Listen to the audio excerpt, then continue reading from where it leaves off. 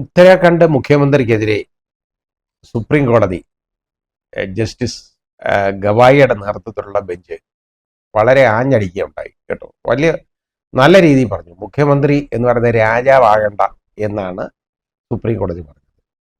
അത് അവിടുത്തെ മുഖ്യമന്ത്രിക്കെതിരെ പറഞ്ഞെങ്കിൽ പോലും അത് എല്ലാ മുഖ്യമന്ത്രിമാർക്കും അത് ബാധകമാണെന്നൊന്ന് വിചാരിക്കണം. നമ്മുടെ ബഹുമാന്യനായ കേരള മുഖ്യമന്ത്രിക്കും അത് ബാധകമാണ്. രാജാവാകേണ്ട കാര്യമില്ല, രാജാവാകേണ്ട എന്ന് സുപ്രീം കോടതി കർശന സ്വരത്തിൽ പറഞ്ഞു.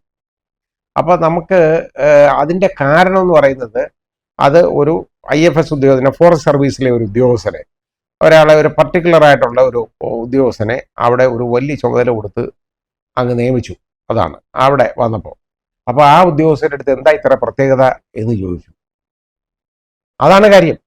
അതായത് ഒരു സ്വജനപക്ഷപാതം എന്നുള്ള രീതിയിൽ ആ ഉദ്യോഗസ്ഥനെടുത്ത് മുഖ്യമന്ത്രിക്ക് എന്താ ഇത്ര പ്രത്യേകത, രാജാവാകേണ്ട, ഇത് രാജാവിൻ്റെ ഭരണമല്ല, ഇത് ജനാധിപത്യമാണ് എന്നുള്ളത് സുപ്രീം കോടതി ഓർമ്മിപ്പിച്ചു എന്നുള്ളതാണ്.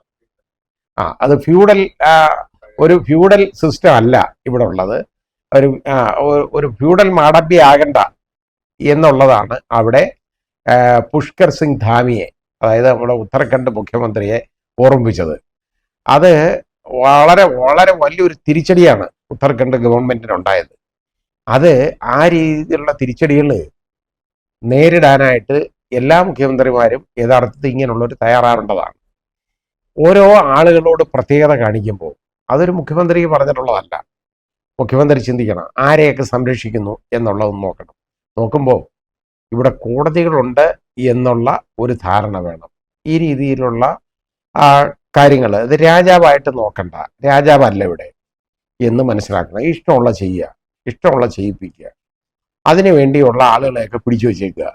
ആ രീതിയിലൊക്കെ ചെയ്യുമ്പോൾ വലിയ പ്രശ്നം വരും. അതിൻ്റെ ഒരു ഒരു ഒരു ഉദാഹരണമാണ് നമ്മൾ ഉത്തരാഖണ്ഡിലെ സംഭവത്തിൽ സുപ്രീം കോടതി ഇന്നലെ കാണാനിടയായത്. ഒരു നല്ല നിയമനിർമ്മാണ പ്രക്രിയ ശ്രദ്ധപ്പെട്ടു. അതായത് ഹിമാചൽ പ്രദേശിലാണ് സംഭവം. അവർ ഈ കൂറുമാറുന്ന MLA-മാർ, അതായത് ഭരണഘടനയുടെ 10ാം ഷെഡ്യൂൾ അനുസരിച്ച് അയോഗ്യരാക്കപ്പെടുന്ന MLA-മാർക്ക് അവർക്ക് പെൻഷനും മറ്റു ആനുകൂല്യങ്ങളും കൊടുക്കണ്ട എന്നുള്ള ഒരു തീരുമാനം എടുത്തു. പെൻഷനില്ല. അപ്പോൾ അവിടെ 6 MLA-മാരെ അയോഗ്യരാക്കപ്പെട്ടു. അതിൽ 2 പേരെങ്ങാണ്ട് ബൈ ഇലക്ഷനിൽ നിന്ന് അവർ ജയിച്ചു വന്നിട്ടുണ്ട്.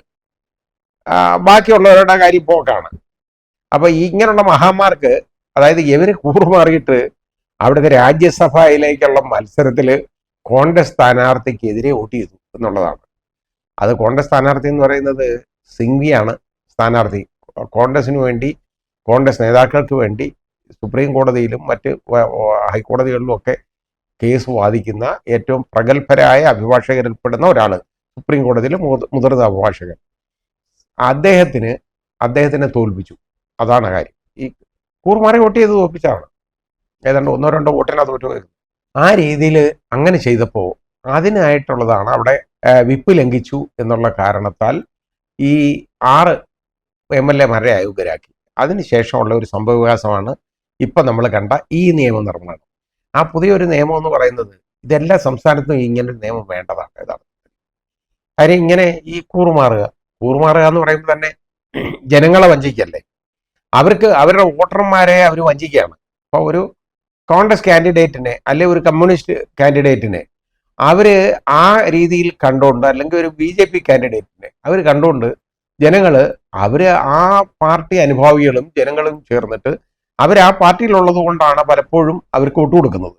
അല്ലാതെ ഈ പ്രതിച്ഛായ സ്വന്തമായിട്ടുള്ളവരൊക്കെ എന്നൊക്കെ പറയുന്നത് വളരെ ചുരുക്കമാണ്. അതിപ്പോൾ നമുക്ക് നോക്കിയാൽ വല്ല രാഹുൽ ഗാന്ധിക്കോ അതുപോലുള്ള അങ്ങനെ ആളുകൾക്കൊക്കെ എന്തെങ്കിലും പ്രതിച്ഛായ ഉള്ളവരിപ്പോൾ കാണാൻ നമുക്ക് നോക്കുള്ളൂ. അങ്ങനെ നമ്മൾ നോക്കുമ്പോൾ അതായത് സ്വന്തം പ്രതിച്ഛായ മൂലമല്ലാതെ ഈ ജനങ്ങൾ ഈ പാർട്ടി വിശ്വസിച്ചും ഇയാൾ ആ പാർട്ടിയിലാണെന്നുള്ളത് വിശ്വസിച്ചും വോട്ട് ചെയ്ത് ജയിപ്പിക്കുന്ന ഒരാൾ, അയാൾ കൂറുമാറി മറുപക്ഷത്തേക്ക് എതിർഭാഗത്തേക്ക് കയറുമ്പോൾ ജനങ്ങളെ വഞ്ചിക്കല്ലേ, അവിടുത്തെ വോട്ടർമാരെ വഞ്ചിക്കല്ലേ. അങ്ങനെ വരുമ്പോൾ ആ വഞ്ചകന്മാർക്ക് കൊടുക്കേണ്ട ഏറ്റവും നല്ല, അവർക്ക് പെൻഷനും കൂടെ കൊടുത്തിരുത്തുന്നതെന്ന് ആലോചിച്ച് നോക്കിക്കോളൂ. അതിൻ്റെ ആവശ്യമുണ്ടോ? ഇല്ലെന്നുള്ളതാണ് ഹിമാചൽ പ്രദേശ് ഗവൺമെൻറ് അവർ തീരുമാനിച്ചത്. അവർ മന്ത്രിസഭാ യോഗത്തിൽ തീരുമാനിച്ചതിന് ശേഷം അത് നിയമസഭയിൽ അവതരിപ്പിച്ച് വോട്ടിനിട്ട് പാസ്സാക്കിയെടുത്ത് ആ നിയമം ഒരു നല്ലൊരു നിയമം എന്ന് തന്നെ നമുക്ക് പറയാം. അതിനെ സംബന്ധിച്ചിടത്തോളം ഇങ്ങനെയുള്ള നിയമങ്ങളൊക്കെ നമ്മുടെ രാജ്യത്ത് മുഴുവൻ വരണം. അങ്ങനെ വന്നു കഴിഞ്ഞാൽ ഇതേപോലുള്ള ഈ ചാക്കിട്ട് പിടുത്തവും ഈ കാക്ക പിടുത്തവും ഇതൊക്കെ ഉണ്ടല്ലോ, ആ ഇതെല്ലാം ഓപ്പറേഷൻ താമരയും ഇതൊക്കെ ഉണ്ടല്ലോ, നമ്മൾ ഈ കാണുന്ന ഇതെല്ലാം നിൽക്കും.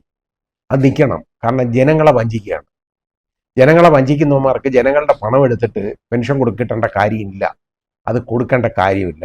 നല്ലൊരു തീരുമാനം.